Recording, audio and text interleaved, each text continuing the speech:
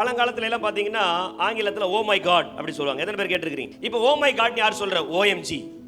அது இப்போ இங்க வெளிநாடுகள்ல எப்படி சொல்றாங்க தெரியுமா? Oh my gosh. ஏன்டா காடை தூக்கிட்ட? காடை தூக்கிட்டு காஷ். என்ன காஷ்? அங்க டி சைலண்ட். அது ஓ மை கோஸ்ட்னு அர்த்தம். அதான் உண்மை. நீங்க உதாரணமா கொஞ்ச நாட்களுக்கு முன்பாக இந்த ஹாரி பாட்டர் படம் வந்தது.